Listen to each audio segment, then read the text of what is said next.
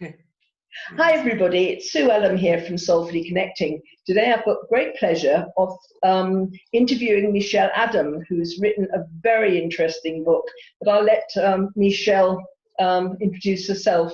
So Michelle, she's also a valued author. If you check out Soulfully Connecting as well, you'll see a lot of her blogs on there. But Michelle, first question, who are you? Who is Michelle Adam? Thank you for having me, Sue. This is great. We've been in touch for years, and now we get a chance to meet and do this.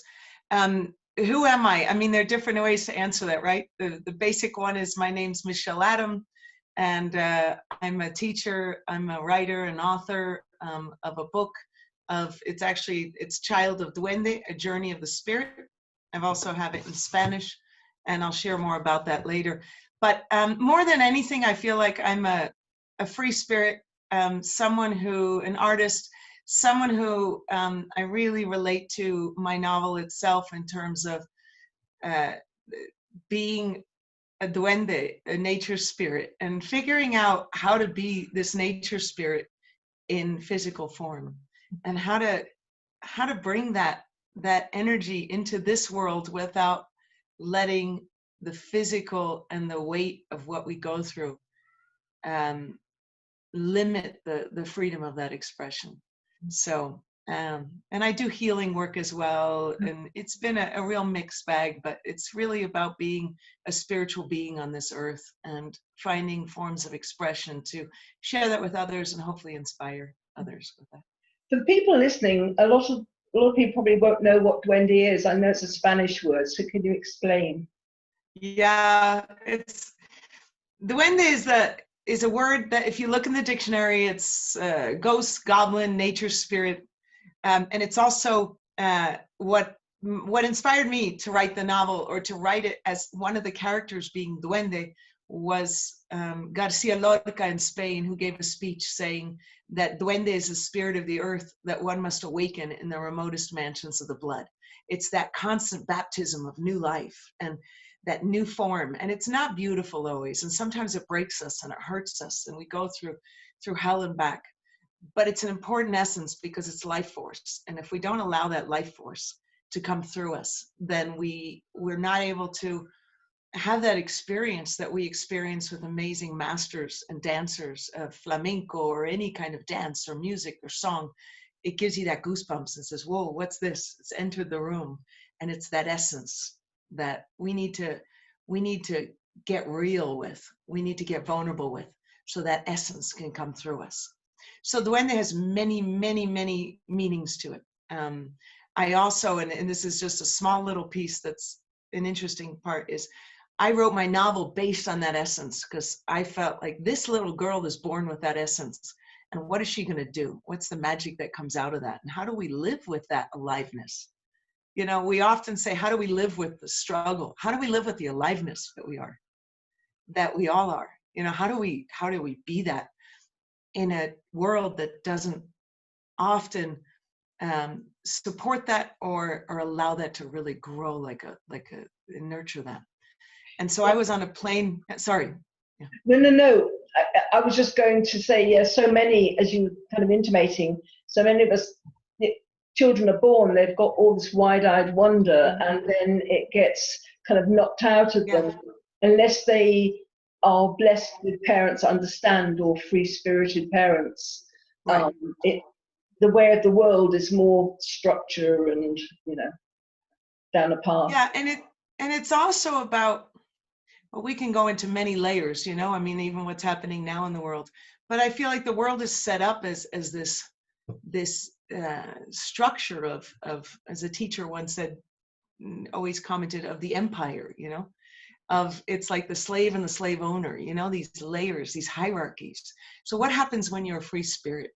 What happens when you don't fit into those boxes? Which I think all of us are that naturally. Oh, yeah. But these boxes show up, and people like me, we cringe and go, what do I do? And there are many, I think, kids being born today or alive today that are those free spirits, and they don't know how to be in their bodies. And duende is about how do we be in our bodies and how would we be potently that way. And don't let anyone mess with you, because that's fierce love. That's like that fierce love for that wild, that spirit that's in us. And then honoring that, you know. Is that So is that why you do what you do? Because of being able to be a free spirit and obviously being artistic. Is that why you do it? Because you've explained what you do, but I mean, why go down this path rather than another? Why? Because a lot of artists are made to conform. So why didn't correct. you? So what motivated you not to get put into that box?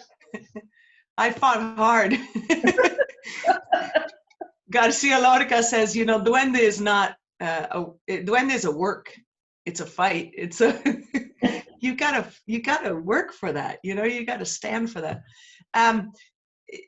My path is very unexpected. I didn't know what form it would take. When I was a little girl in Spain, I used to go into the fields and I used to make a little, you know, it's a Catholic country and I didn't even go to church, but I used to make little church out in the land, because to me the land was my church.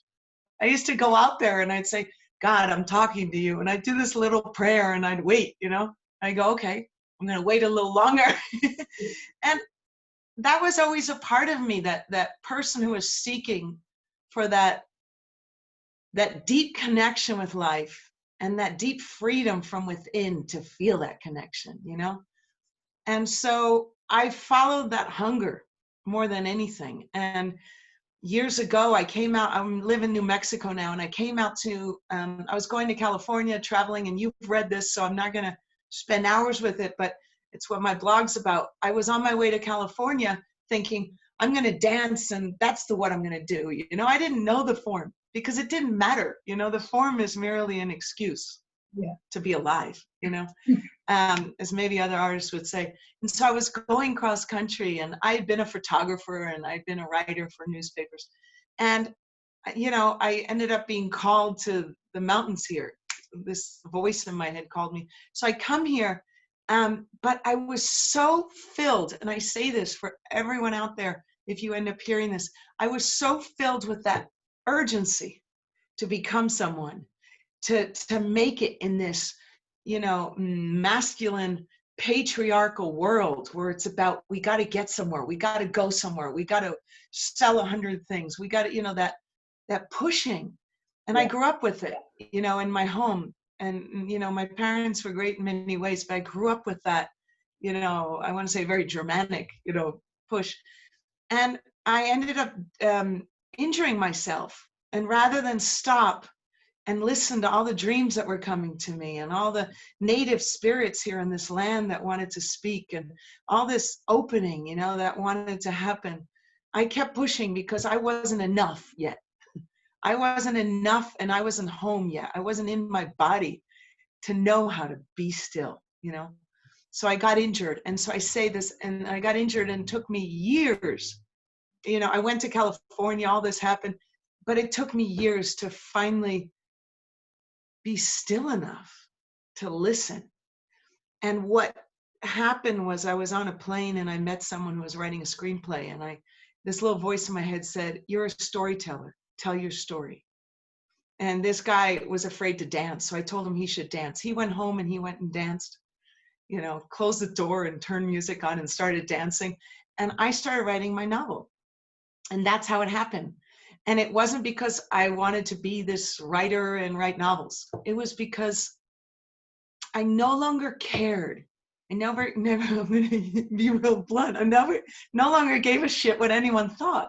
Yeah. And the reason is because I was so broken. I was so in such pain that there's no room when you're in pain. When you are so beaten down, there's no room to care anymore what others think. And that's when that wild spirit comes up. It says, I'm done pleasing anyone else. I'm done playing this game. And now I'm going to show up. And so that's where my writing came from. And it was this long desire to come home. And I didn't know how I was going to do it. And it was a teaching. It was my grandmother and all these spirits teaching me and showing me. And so it was very much written through me. I didn't know half the time why I was writing what I was. It's interesting, isn't it?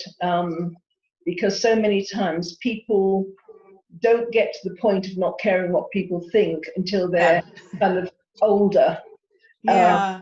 So because we all kind of get put in boxes, you know, and, you know, I mean, I got put in one myself because I was seeing spirit when I was a child and my young life. And then I kind of went and kind of turned my back on it for a number of years and did material stuff. And I wasn't happy, but you do it. And then eventually you break out and it's like, well, you know, I'm doing, and now I can truly say I'm happy. But I think a lot of times people, it takes a lot because people get so frightened of not having the money. I mean, I know people who've been in jobs for years, they hate them, but they think that if they walk away from them, they'll never earn again. And they've forgotten, or maybe they don't realize that the source is what gives us our sustenance. And the source will give you a job, and if that one's not right, then the source will find another one for you, or whatever. It is all about being really linked in. I mean, please tell us more about your book. I mean, I read it and I loved it, but please, and any other projects that you've got coming up. Well, my book is, as I mentioned, it's called Child of Duende, Journey of the Spirit. And it very much tells the story of a little girl whose grandmother, so this takes place in Spain. If you look at, you can't quite see it you look at the cover, you know, it's meant to it's on the sea, you know, and where you've got the water and the Mediterranean Sea, and it's got the landscape that's very much the Spanish landscape. And it's a story of a girl who's born in Malaga, Spain, to German parents. My parents were German, and so obviously they always say there's an autobiography there. In many ways it is.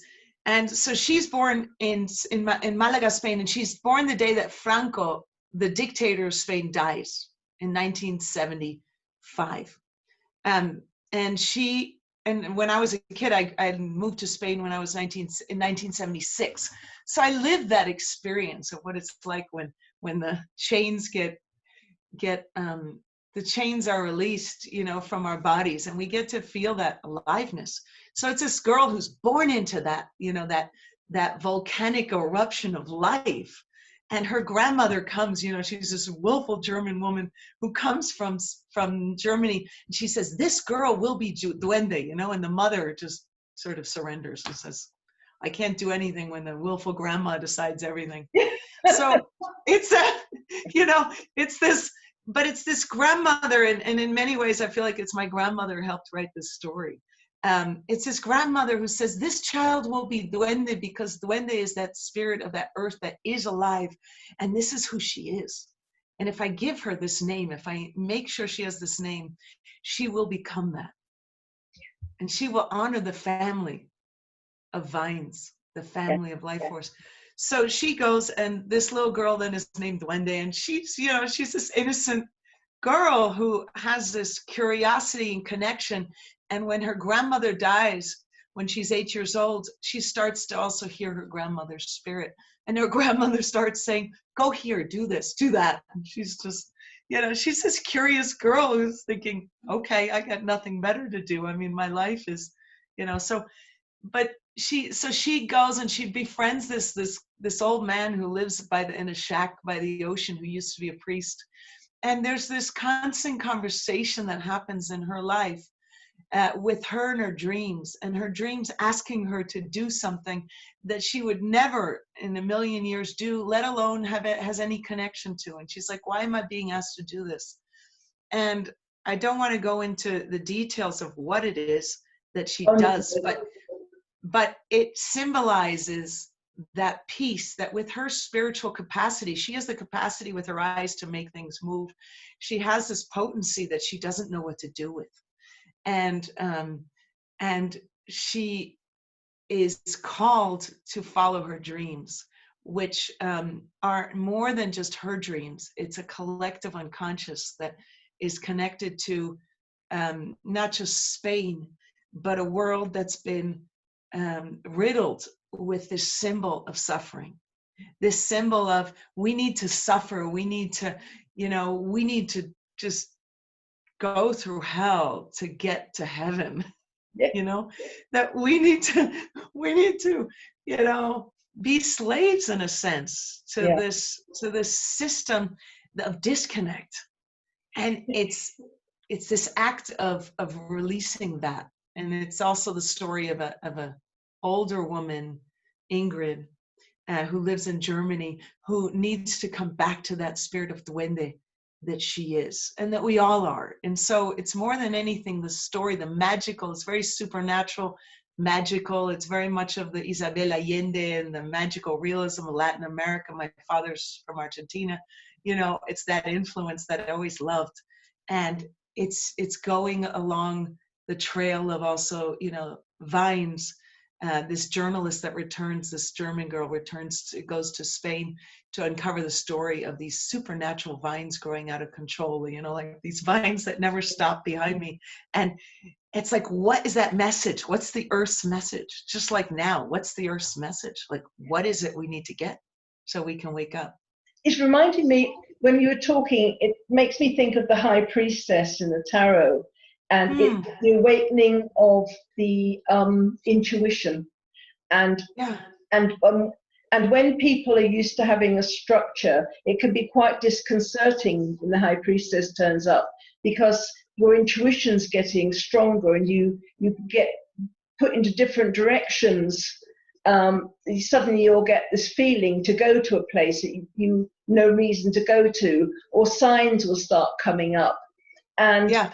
It is very much of that kind of, the intuition, which, that's what we should ideally live our lives by, because that we can trust. Everything else is kind of, it's like a play outside of ourselves, isn't it? I love that. Yeah, that's beautiful. And I love that piece of connecting a tarot. I didn't know that. I'm not a tarot person, in other words, I don't know that. But when I came to New Mexico, and what prompted me to get injured, I was stretching and I got injured. And then after that, that's where I couldn't walk and all. It started with a call, and it said, this call of my own voice telling me, go to the Sandia Mountains. I didn't know where they were. Even when I got here and I stopped here, it wasn't my plan. It was like, I didn't know where they were. Yeah. And so it's that kind of thing of, I have no idea why I'm here, and yet I'm being called here, and I'm having these dreams, and it's about listening and stopping long enough to listen. And if we as an earth, as a people, can stop long enough to listen, like Pablo Neruda said, let's just count to 12 and, and let's just be still for a minute. Maybe we won't keep killing ourselves, And it's that intuition that comes in. I love that. Yeah. Yeah. It really is. So, I know you've had kind of the physical issue that you had to get through, but what other challenges do you find that you've got with the work that you do? Well, I also work as a teacher. So some of the challenges are just having enough time, enough energy. I feel like there are never enough hours in the day. But the bigger piece, I feel, is this is what I've discovered. When I've been, since my novel's released a few years ago, and I said, well, let's bring this into the world, because I didn't do this. It needs to be out there. So there's a reason. So I'm just going to, again, trust it. And I'm going to do that. But how do we be? I mean, this is the hardest part, I feel. How do we be authentic And how do we share what we have to share with the world without becoming another marketing tool or another product or another box that we're in? Yeah. You know? That's my issue as well. Yeah. I don't like the hard sell stuff, and so I let things grow organically, and it might take a lot longer, but Yeah. I'm at peace with that. You know, Yeah. you just keep dripping out the information, and you take the opportunities where they're at, and then if people are interested, they will find you. They'll suddenly get an idea to contact you, you know, and it's just, and then they will turn up exactly the right time as well. So Yeah.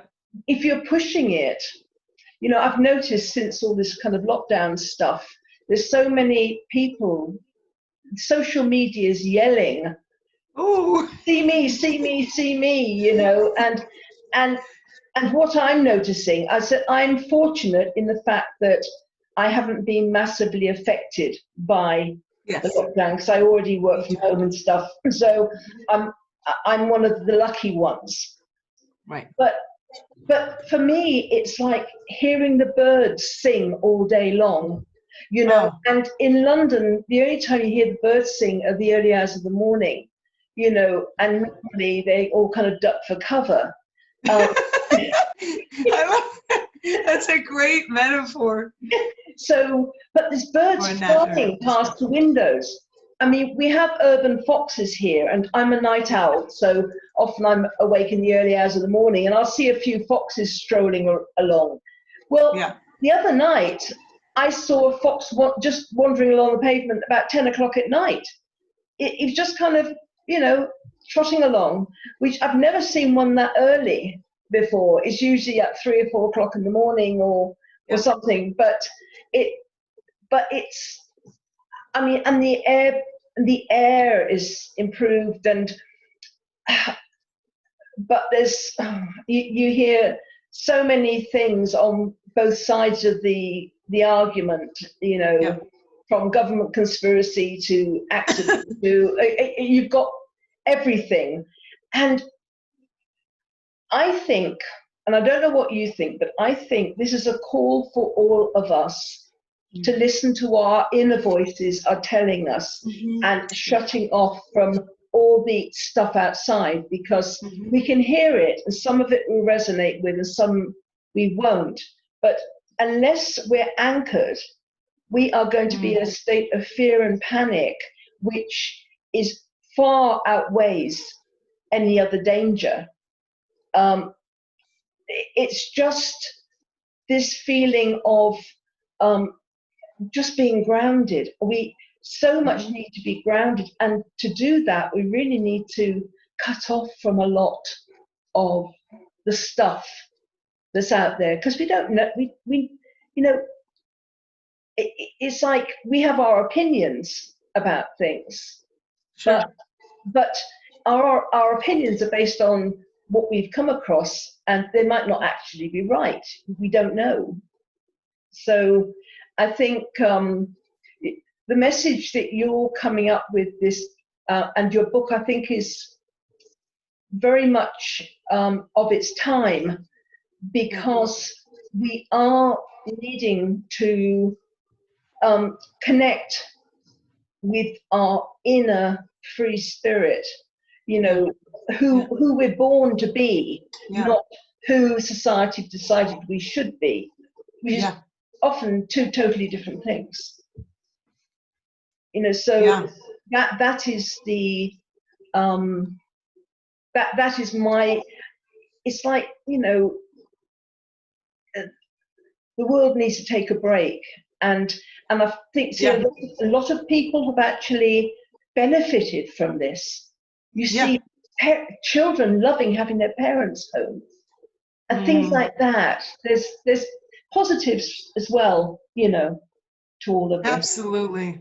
No, I love that. And when you talk about the birds singing and I think about the quote by Thoreau, Henry Thoreau, Do you know who he is? Yeah. He was he had gone into But, Walden but Pond. somebody might not. So Right. explain. So Henry Thoreau, goodness, don't ask me even the dates, but when he was alive, but he went to Walden Pond, this place, and he just went to the middle of the woods, and he just went into time with himself and with nature. And really a lot of wisdom and knowing and aliveness and teaching came from that. And one of the comments that's not, it's like a modern day, his comment, one of the quotes is, and if I don't want to destroy it, but in the wild is the salvation of us all. Yeah. And I say wild as in like we're talking about being still, but in that stillness is that bird song. In that stillness is that bird song within us too. But what is freedom? I mean, the thing I read years ago, and I can't remember where I read it because I've read so much, and I'm sure somebody will know what I'm talking about, but there was a man who was captured, and I don't know if it was in Cambodia, Vietnam, one of those places, and he was put into a cage where he couldn't stand up, and he kind of recognized that he might be there for a while. So he kind of allocated one area for a bathroom, one area for exercise, one area he was going to sleep. He made home. Yeah, and he made it kind of a home, and he didn't have anything to do except be with himself. And he was there for 7 years. And when he came out, he said it was the most valuable 7 years of his life because he got to know who he was. Now, many people would have been destroyed by that, but he found the freedom within, even when he was in very uncomfortable circumstances, imprisoned by people who didn't want to make his life comfortable at all. Yeah. So freedom, when people say, oh, it's like being in prison. Prison's we're only in prison if we're in prison in our mind. Exactly. Yeah, no, and it reminds me, there's a story of a native man, and again, the details are completely not in my mind, but something to the effect of way back, when the white people came here and imprisoned the Indian, the native peoples, and said to this guy, what's it like to be in prison? And he said, the land is within me. I'm not in prison. I feel sorry for you, who's really in prison. Yeah.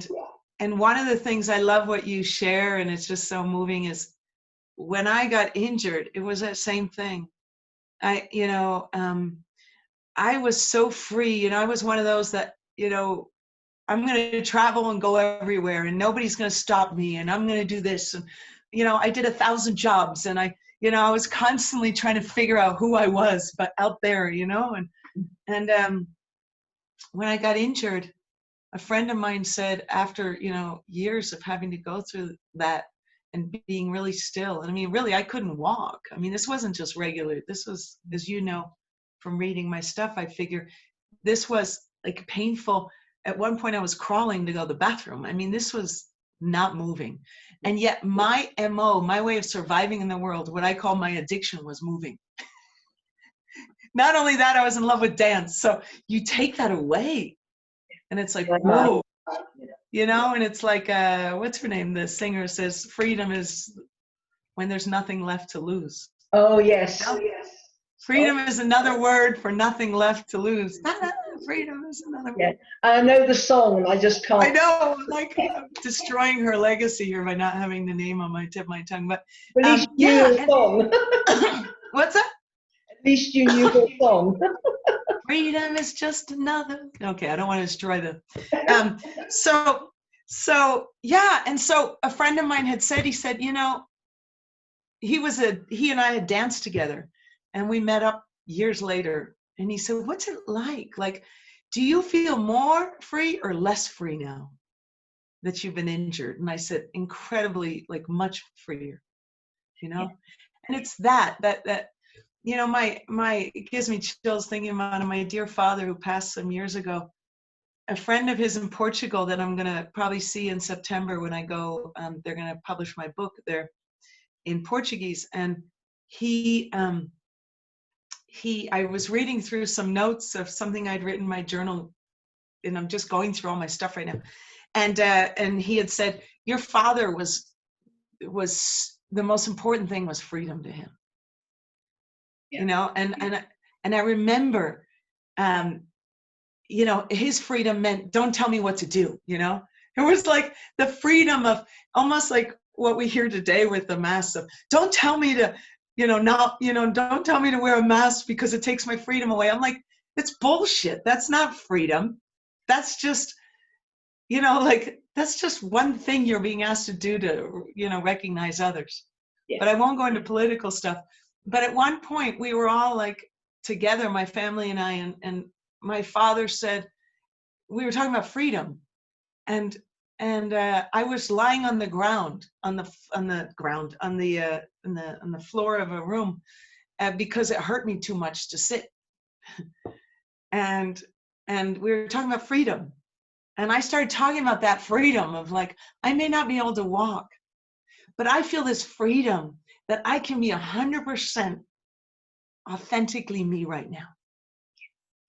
Yeah. That I can be like this spirit that hasn't figured out how to be in a body yet, but I can be it.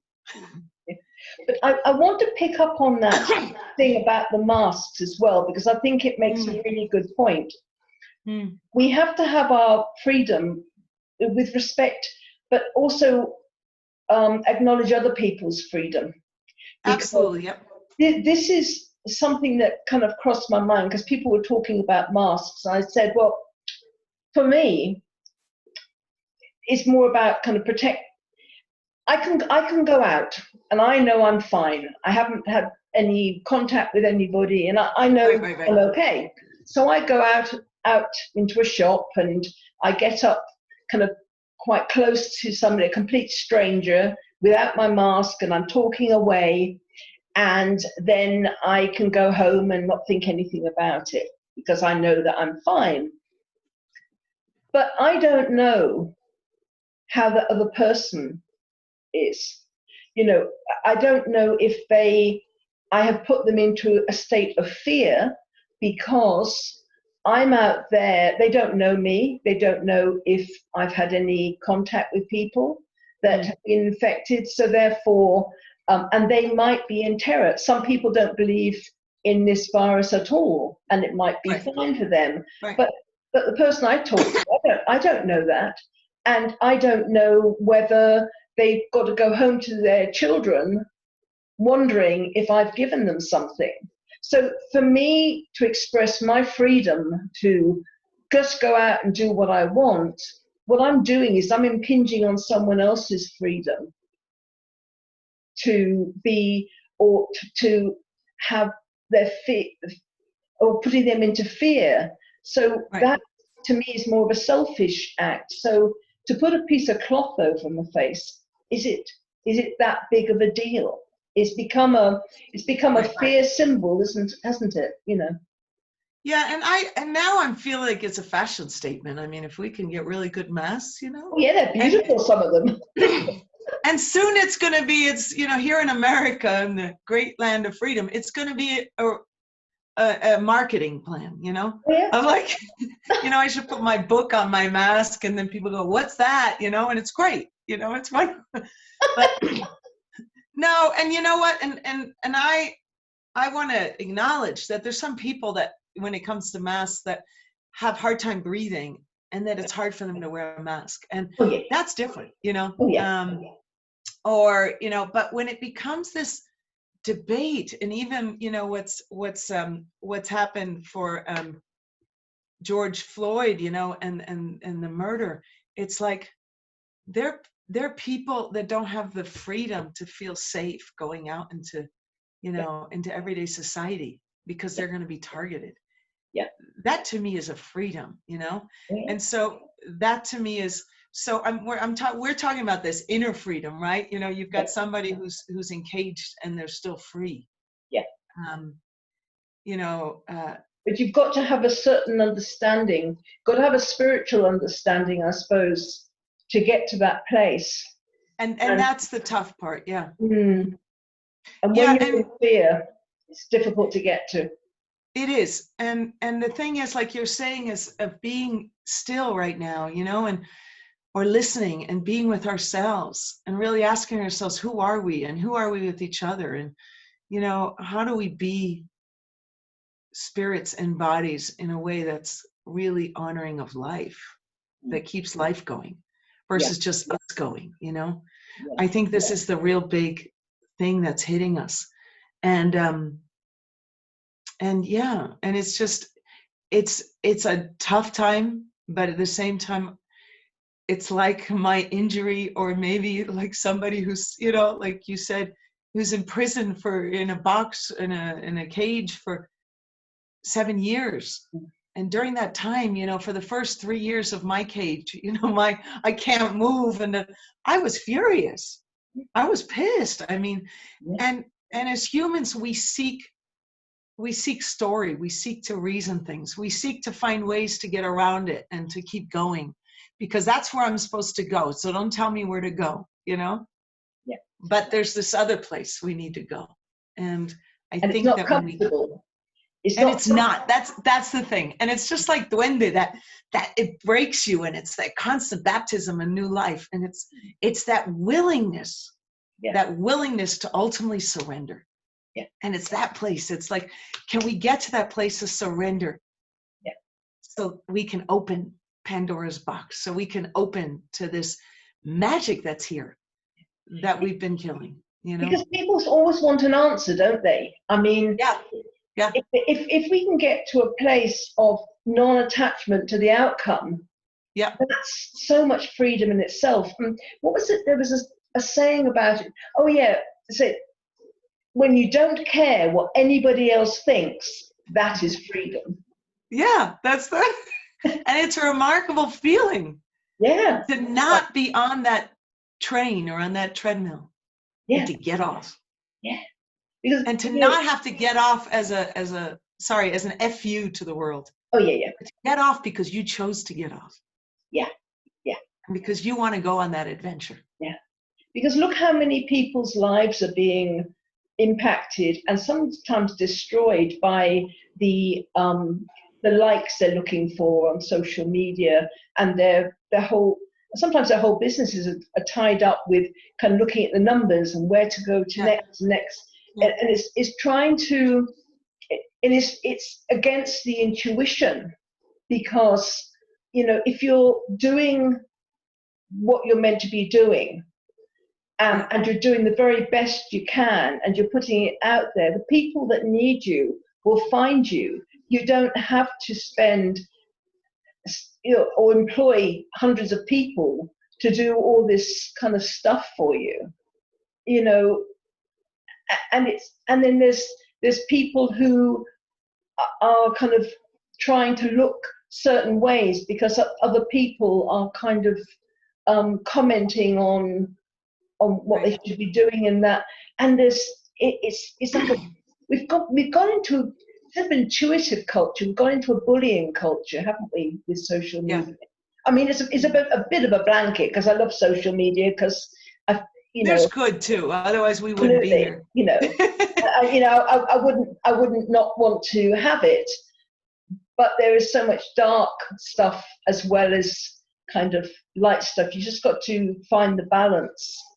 And some of the very young people, especially you mentioned earlier on, I think the young people that are being born now are very intuitive. They're much more free-spirited than when I was born. We were more born into a box, and we were expected of us, you know. But young people don't want to get into that box.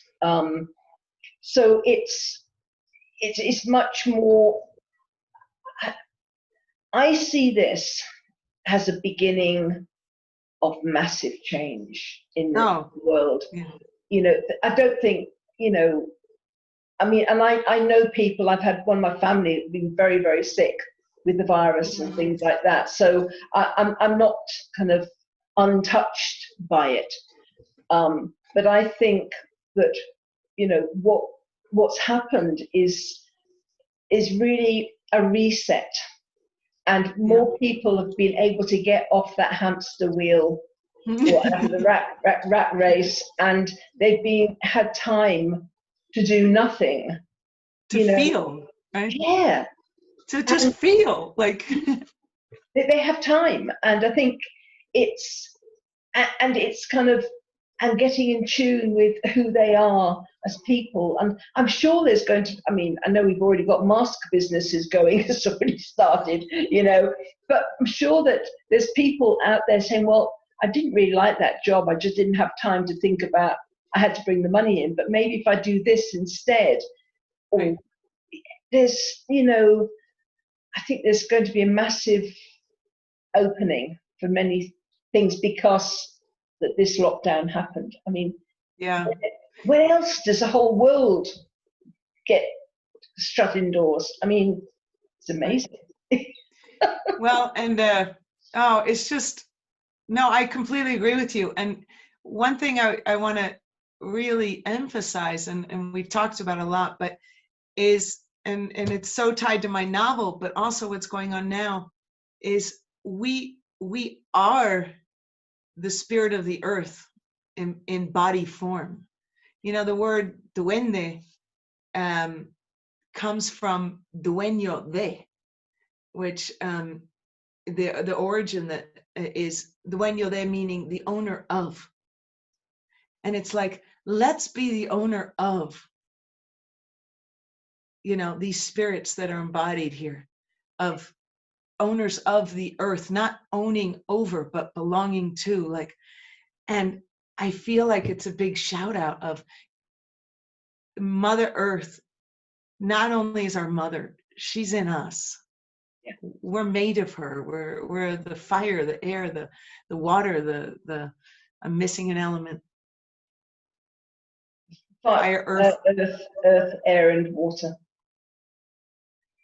Anyway, I missed some element, but it's just, it's just, we are, you know, the spirit of the earth embodied in this lifetime on this physical plane. So we have to wake up if we're not going to kill ourselves. Oh yeah, and I think what I'm finding really interesting is with this you know, earth changes and the global warming and all the talk about that, whether it exists or doesn't exist or whatever. But what these last few months have proved is that we don't actually have to heal the earth at all. No. All we have to do is not go out, you know, and the earth heals itself. I think it's being very clearly put that actually we should be acting as though we're guests in the earth's house, rather than the owner of the property, because the earth is flourishing. Yeah. And, you know, but it's got to be a case of the people who are, so say, in power. I'm kind of debate about that sometimes, but they're trying to go back to the way it was because that worked for them with money and stuff like that. And I don't think it can ever go back to the way it was because people have seen the difference. Well, and it's like my injury. You get to a place where you become injured and you don't have a choice. So in other words, you know, now we're injured. We're injured by a virus, whether it hits us or not. It's taking charge. Absolutely. You know, and even though the people in charge are saying, oh, go out there and get the economy going, there's a lot of people who say, well, you know, don't feel safe yet, don't want to go out there.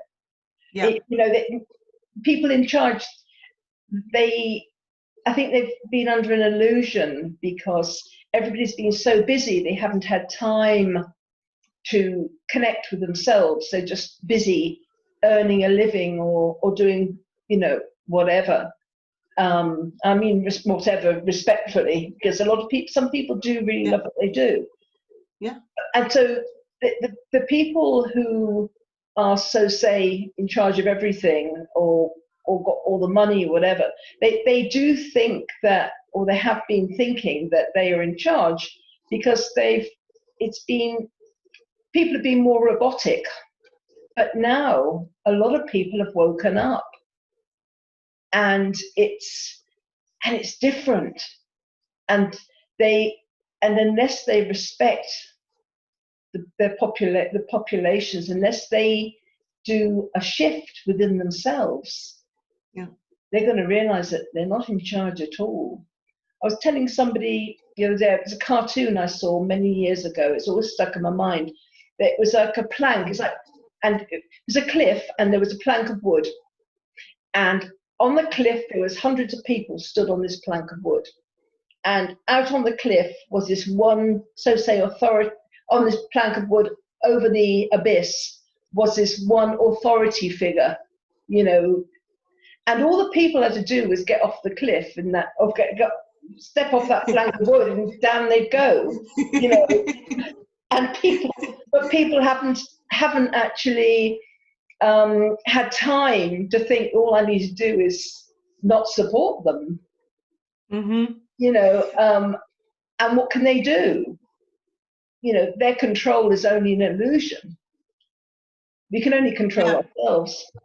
Absolutely. What's interesting, Sue, is that when COVID began, I work in the schools as well, and so I was teaching, and we were suddenly sent home to figure out what the heck we're going to do. And there was this dead silence of, okay, I'm not doing that right now. I'm just stopping.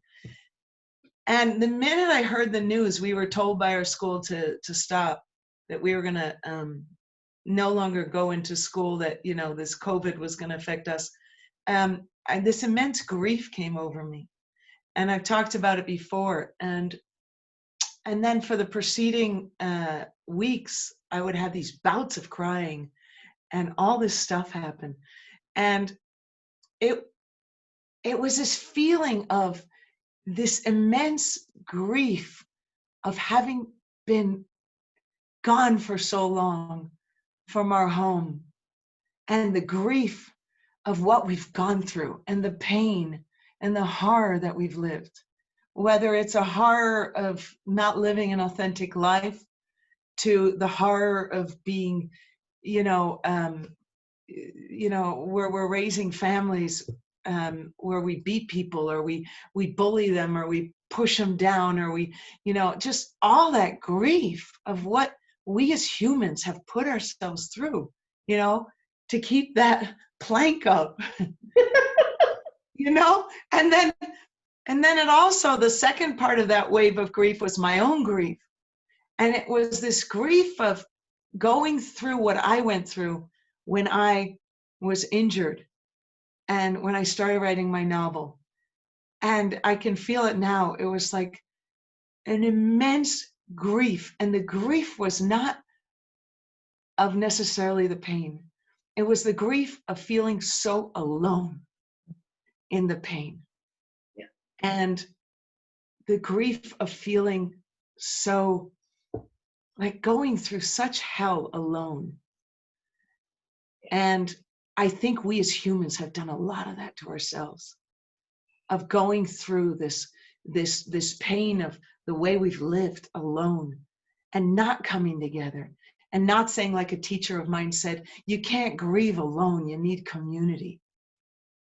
And it's like, and now the whole entire world had to stop and grieve together, which is never in my lifetime. I mean, I'm not that old, but in my lifetime or other lifetimes, have I experienced that?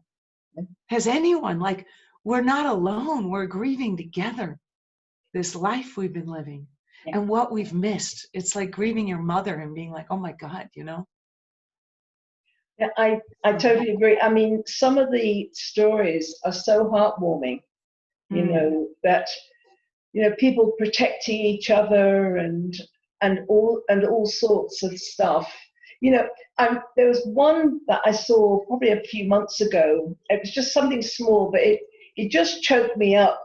there was, I think it was in Italy, and they were under very strict lockdown there. And this guy had heard that his upstairs neighbor had to go into hospital, but he had a dog.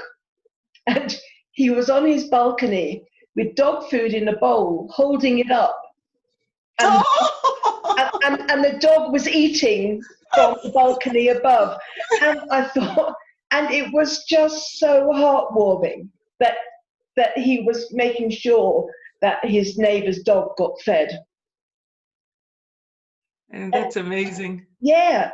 And it's those little kind of stories that, you know, and with kind of some of the riots, you know, hearing about kind of a line of black men standing around a policeman who got separated, protecting him.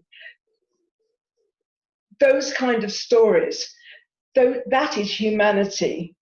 And people now have to decide which side of that line they're on. And we're in this together. Yeah, we're in it together, and we can't keep separating. It's not working. No.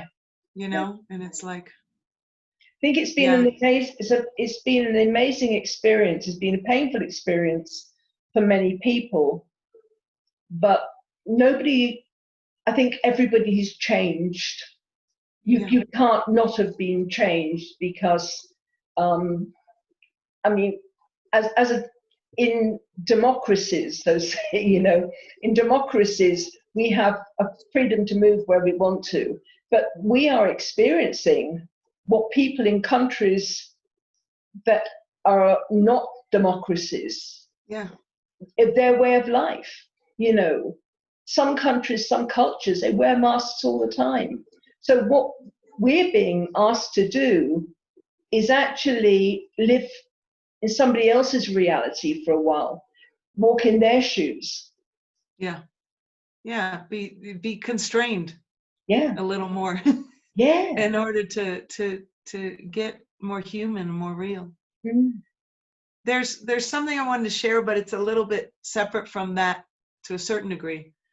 But when I was finishing my novel, and I wrote over many years, because it was about a lot of listening and waiting for the right time and to be ready for what needs to come through me. You know, we have to be ready as vessels. I met a woman on an airplane that was from Holland, and she was married to an Ecuadorian man, and she was doing a PhD of writing down the stories and the language of a tribe where only 100 people were left in Ecuador speaking it.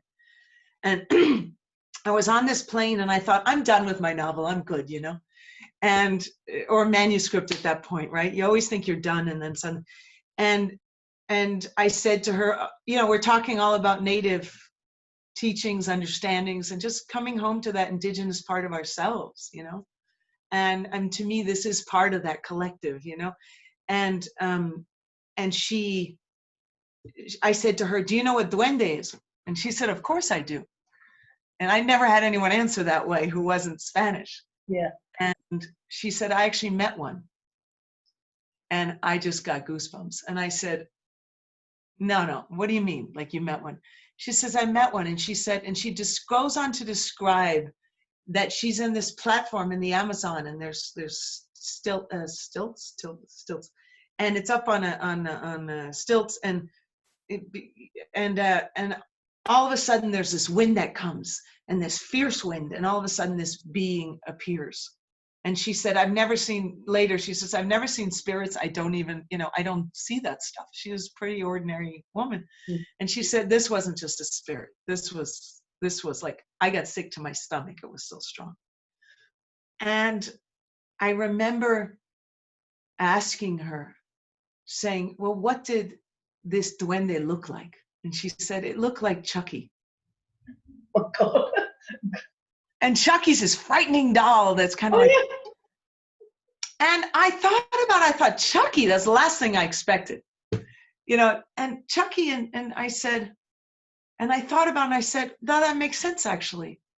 I said, that duende, which is there to protect the rainforest, it's there to protect the earth, which we should be doing too right now, it's fierce because it doesn't want you to mess with the rainforest, and it's checking you out, and it's going to scare the hell out of you that you almost want to vomit, because this isn't about being beautiful, and this isn't about, helping you, have a muse of a moment, this is duende.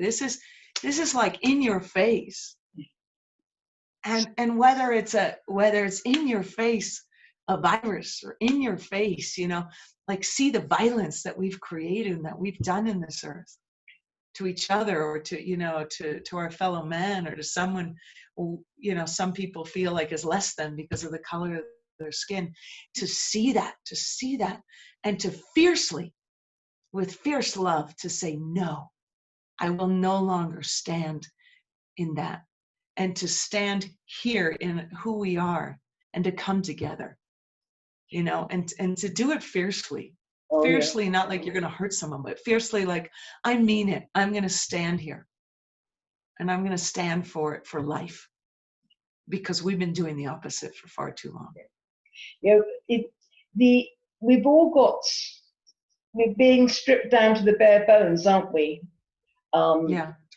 Not just the last few months, but it's been going for the last few years. People being stripped down to the bare bones. And when you really look at it, yes, we're having to wear masks, when we're asked, but don't most people wear a mask anyway? Right. It's like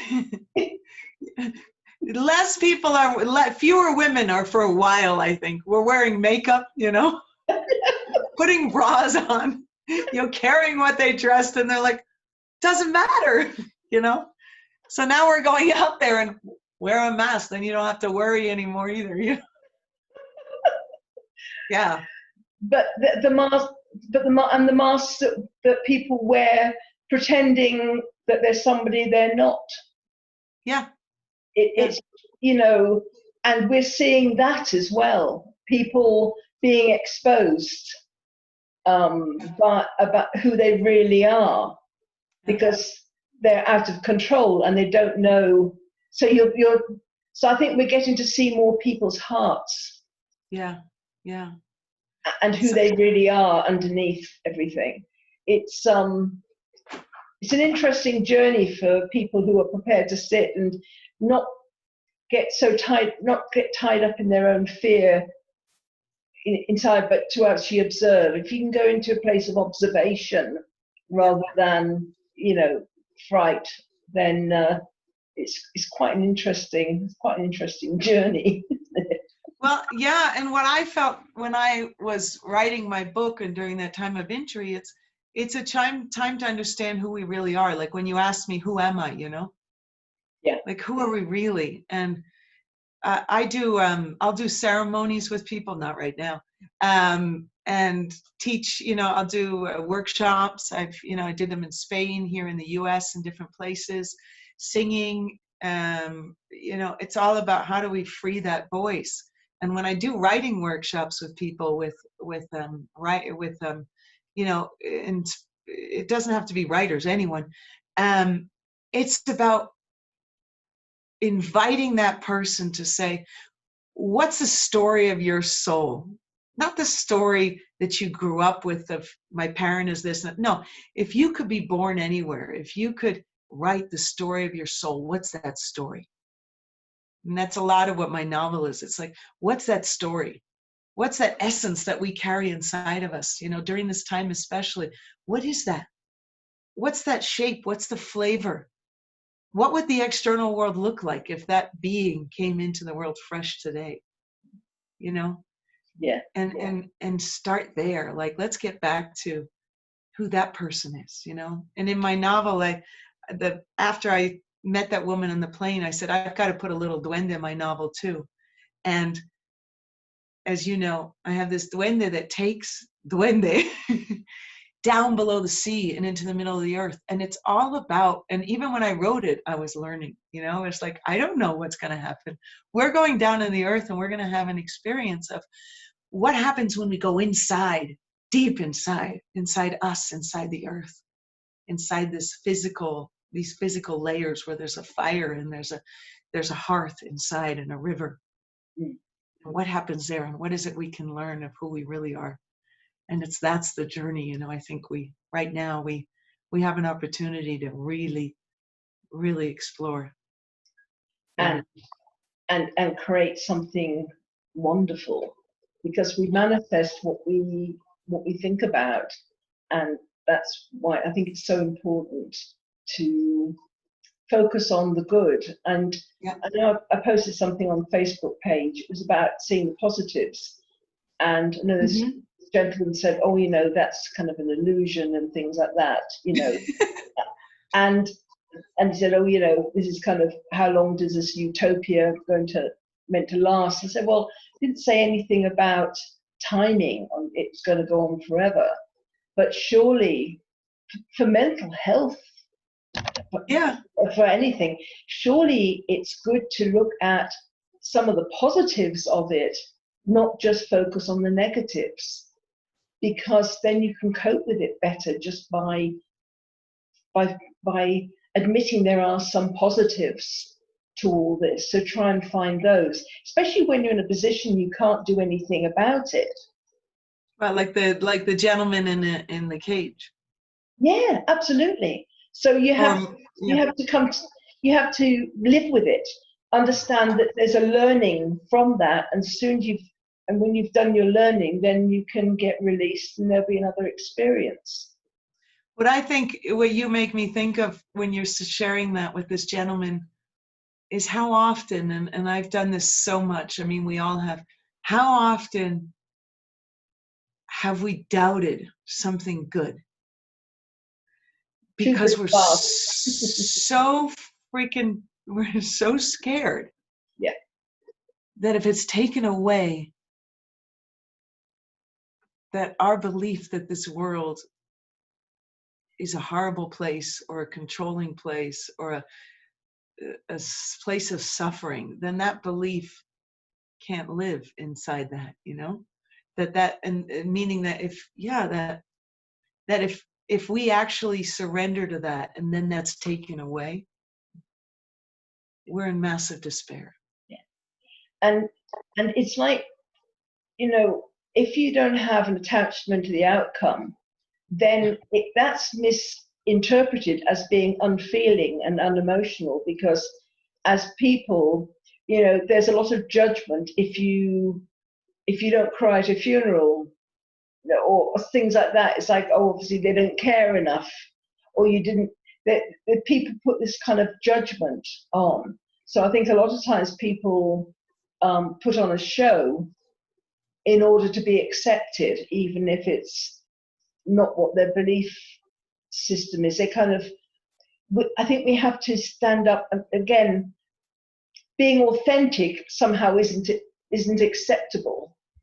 So people kind of put kind of all these different layers on to make sure they're not authentic, so they fit in. What's popped into my mind is something I've thought for a long time. It's like when people have an illness of any type, and then they join a group, Facebook, whatever. They have this group, and all these people have the same ailment, and they're kind of talking about it and talking about their symptoms and their etc. And it goes on. And then, but what happens when you find there's a cure? You know, I mean, do you lose all your friends in Facebook? Do you say, well, I'm cured? And they say, well, you're not one of us anymore. Or what? But, you know. I love that. Yeah. Yeah. It's like kind of, we've all got to have some kind of visible, I suppose it's having a visible imperfection, therefore we can belong somewhere. You know, but we're still then stuck defining based on our wounds, you know? It's Yeah. like I've done a lot of shamanic classes, training. I've done shamanic work, and my first the first shaman teacher I had asked us to do this activity where we were asked to write our life as if we were water, different forms of water, and write it out. And it was the most freeing thing. And it was this awareness, and it's again like getting back to who are we really? We're not defined by the rocks that were in the way of the water as it, as it streamed by, in the river. We're not defined by the cement from which the dandelion pops through, the I cement, right? Sorry? Go on. No, I mean, it's like the cement is what allows the dandelion, as a teacher of mine said, it's the materials, the lime in the cement that actually allows the dandelion to come through. Meaning sometimes we have to have, again, I love Duende, but sometimes we have to have that essence of Duende, that baptism, that breaking down. We have to have all of that so we can grieve the shit we've been through generations. It's not just our lifetime, it's our ancestors and all that. So we can do that. So we can then be that dandelion that comes out of the the cement, not despite the cement, but because of the cement, because nature will always win. It's interesting because I met a shaman and his family when I was in Portugal, and then they came actually and stayed with me here in London for a summer, and then I travelled with them to Australia and New Zealand, and so I travelled with them for, I suppose, it was a kind of altogether with probably a few years, but and one of the very healing things for me was when I was buried on a beach in Queensland on Stradbroke Island, and I was literally buried with only I could only breathe through my nose and mouth, scary for me. They took a photo. There's a great big mound of earth on top of me, and it was like it was weird. Apparently, I was buried for about 2.5 hours, and I did, but you don't know. Wow. What time goes by, and I could hear all this kind of noise in the sand. It could have been insects or whatever. I don't know. But the incredible thing was, I felt pain, and I wasn't in pain, but it was like the earth was drawing something out of me, and it started kind of at the top of my spine, and gradually it shifted down, and it was this kind of it was like an ache, and I just wanted to release this ache, and then I stuck with it, and it kept moving down, and then by the time it got to my lower back and it was starting to go, then it was time to say, "Oi, get me out of here! I'm done." But it was amazing experience, and so I went to a lot of shamanic things, obviously, but during that time, but that was really very powerful, that being buried alive. And I trusted him, so that was never an issue. But it was somebody else in our kind of group. They were claustrophobic, and literally he put sand over their feet and they started to cry. I mean, it was, so. Yeah. But being in touch, that in touch with nature. And he talked about a time when, I mean, he learned when he was in Bolivia. He lived in a village of shamans there, so he learned there. And there was a case. I think there was a man who was schizophrenic, or was it two men? I can't remember, but one or two men who were from the village who were schizophrenic. And what they did is they said they had 40 shamans kind of in a circle around these two men. And you could see them literally pulling the energy. They worked, I think he said, for about 8 hours, but they literally pulled the energy out of those men over that period of time. And by the time they left, they were no longer schizophrenic.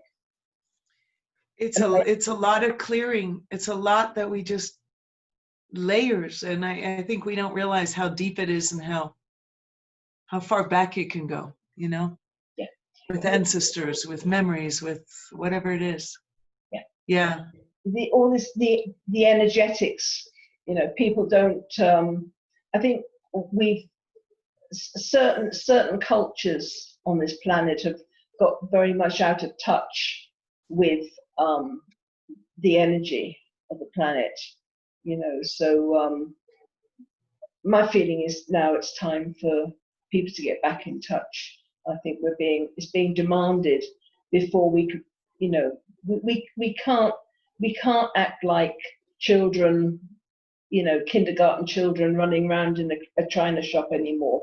You know, we've got to have respect for the earth and not look at it as a source of income. So absolutely. And it's a respect for ourselves, you know, but that part of ourselves that is nature, our nature, you know. It's so I love that. You were saying that you were meant to be coming over to Europe, but you're just waiting for a plane to fly or something. I was supposed to come to, I like how I say come to, right? I'm here, go to. It's just, I grew up in Europe half my life, so it just, for me, it's like coming to it. Yeah. Coming home. Excuse me. I was supposed to go to Spain and Spain and Portugal. I have a publisher in Portugal and also a publisher in Spain. And I was going to go in the end of May, and right now I'd be in Spain, and they're supposed to have the Feria del Libro, the book fair in Portugal, in Lisboa, in end of May, and then June was the book fair originally of Spain, of Madrid. And so those were both canceled, obviously. COVID happened, and so here I am just enjoying this still point. But I just heard from my publisher in Portugal, and they're going to have the book fair, and my book will be represented there. It starts at the end of August and through to September 13th. So yeah, so I'm right now looking at flights, figuring out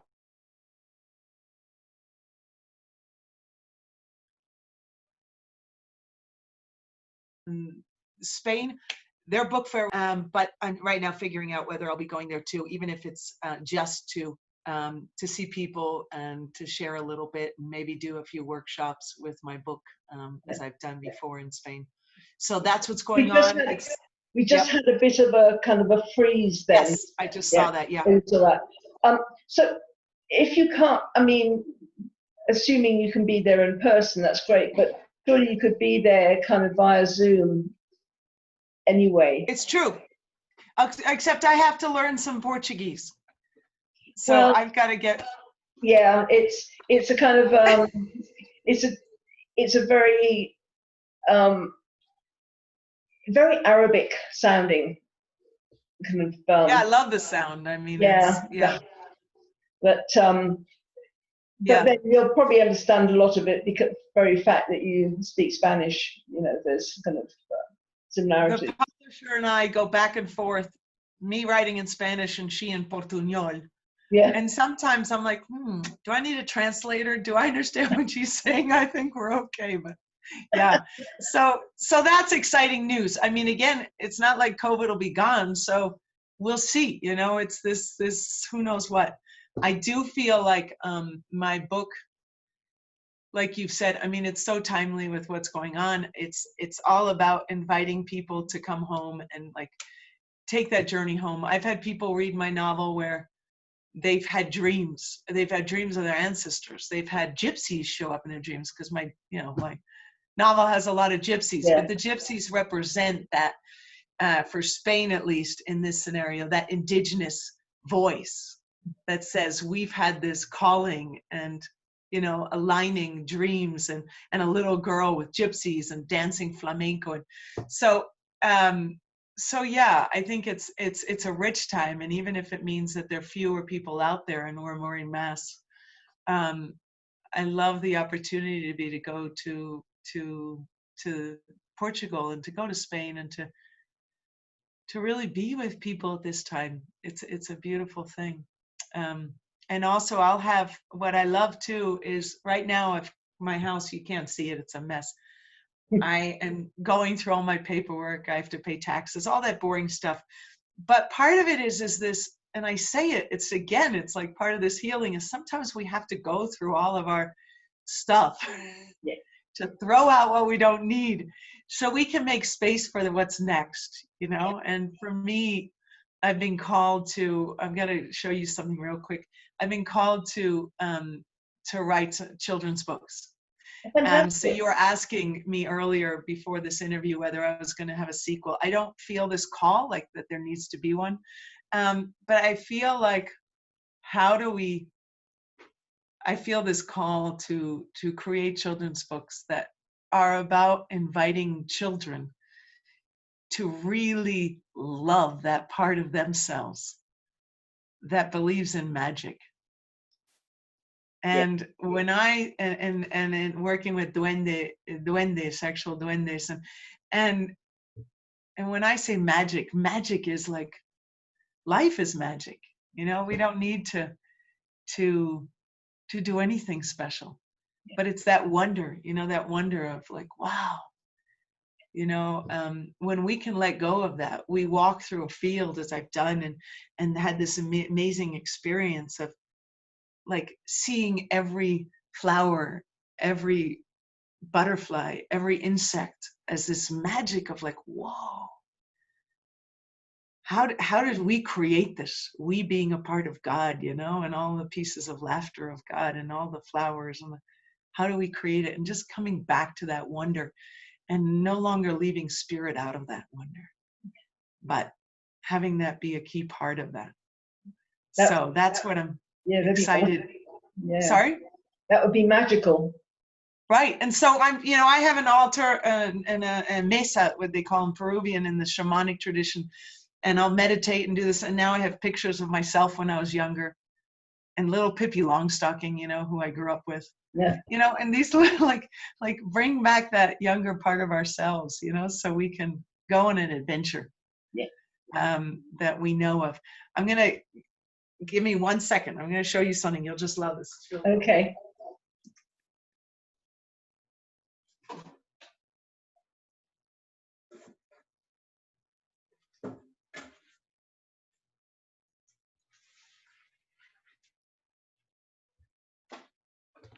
Sorry, I should have brought these earlier, but I just want to show you. So these in southern Argentina, my father's from there, my whole family's there. Southern Argentina is the land of duendes. And so these are little duende dolls that people make by hand. And what's beautiful usually is their hands are usually pretty big, their feet big, and they're just these beings that are full of different, like when I was there and I saw one, the guy wouldn't sell it to me. It had such a spirit that I was taking its hand and I said, oh my God, I just want to be with you, Here's another one. I love this. This is the old guy. Can you see it okay? Yes, and so these hands, right? And you're in England, so in Northern England, is it sharp? I can't tell from the... Yes, no, it's fine. It looks like a chicken's foot from some angles. I know he's got but from some angles it just kind of looked a bit like a kind of like that, but it's a... I love his eyes. yeah, and they're always like these little piercing eyes that look at you. And there's another one. I have a few others, but it's just, and then bringing these dolls and duendes, you know, and creating duendes and bringing them to the kids, you know, Yeah. because Oh, my cousin lives in southern Argentina in Bariloche, it's called. And I said, please, when you come, because he came to visit, bring me one. And he brought me this one. I love the And look face. at him. I Look at just that. look so benevolent. Right? Yeah. And they're all kinds. And you know, I know in England you have more of the leprechaun, right? And That's Ireland. Ireland, yeah. the what? That's in Ireland, the In leprechaun. Ireland, that's true. That's true. Yeah. I think of though England as having their own version of leprechauns, but maybe I'm wrong. Their own little duendes. So anyway, so I wanna travel the world and travel or you know, make beautiful little stories with Yeah. these guys that, you know, teach us Yeah. about the earth and what she wants to say to us right now, because she's saying it, but sometimes we need a little character in a story to tell us, Yeah. you know, like we do, like myths, you know, it's Yeah. the ancient myths that remind us of our origins and the earth and where we are in our home.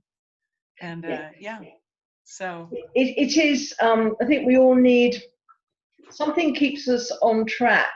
And as I mentioned to you before, I said I do the tarot, and I find that, you know, I can create a story but just by putting the cards down.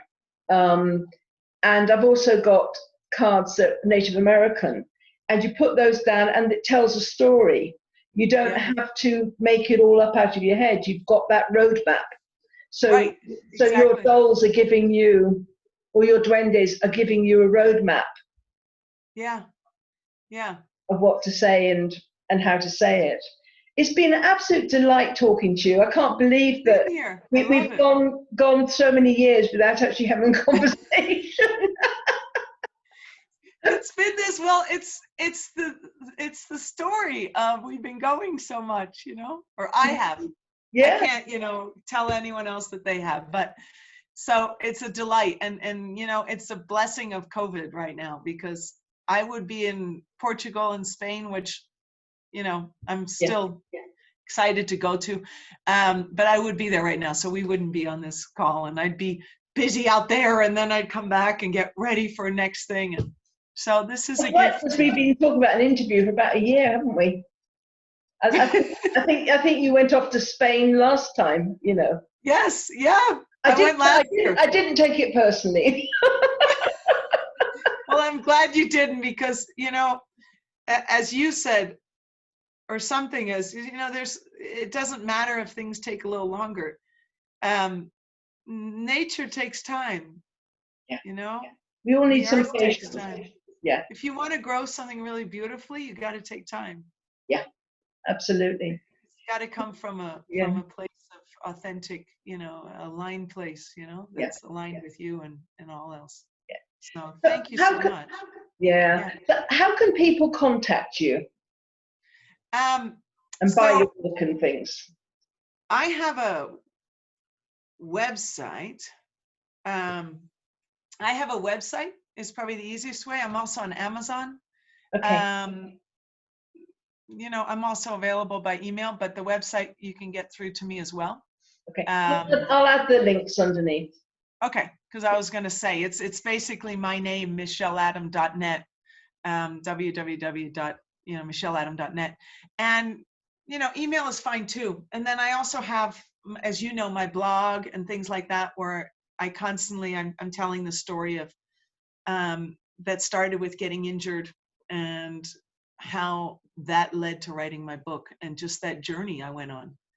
And so yeah, so I'd say that, and trying to think what else, Facebook, all these other ways. But yeah, I would love to I've made my book normally here and also there. I don't know the pound price, but my book was $15.99. I now put it at $11.11, and then also in Kindle $4.44 versus $6.66. And so I lowered it really feel like now's the time to offer what I have at something that, you know, I don't make a lot, but it just allows for the message to come out. And 111 to me is a sacred, it's new beginnings. It's And time for we change. get it, we get things back in different ways. It doesn't always have to be monetary, does it? Right. You know? Exactly. And if, you know, and for me, it's more being able to share that message. Something I'll probably do this summer also is I still have to organize this, but I've got to, you know, get into the creative mode. So there's a matter of time, but I probably will put together some workshops too online with writing and spiritual workshops, and, you know, helping people, like, how do we clear our energy field? How do we get ourselves to a place where we can feel that center and connect to our soul and who we are, and bring those soul parts back that are out there waiting for us to come home. So when you get them organized, let me know, and we can advertise them on, we can promote them on Soulfully Connecting. okay, no, that'd be great. I appreciate it, Sue. Yeah. And I know it's getting late there. You're in England, but since you're a late nighter, you said. Yeah, I said I always look a bit like a Casper the Friendly Ghost. I've got so many lights on. As I said, when we did this time, we've had such brilliant sunshine that's gone on for hours and hours, but today was overcast, so it's a slightly different. But I said it's a lighting in here anyway, and but I'm not advertising myself as of making videos for people, so people have to accept it the way it is. It's not my expertise. If you can see my face at all, that's a bonus. It's authentic all the way, right? So absolutely, you've got to be, because if you're not, someone's going to catch you up sometime or other. Absolutely. Okay. Anyway, so Michelle, it was lovely talking to you. A real Same pleasure. here. And so I hope you've enjoyed this interview, everybody. Oh, it's been great. Yeah. Thank you. Oh, for me, I'm like. Yeah, and so I've had a great time as well, talking about things close to my heart. So anyway, it's goodbye from myself and from Michelle, and thank you very much for joining us. Bye for now.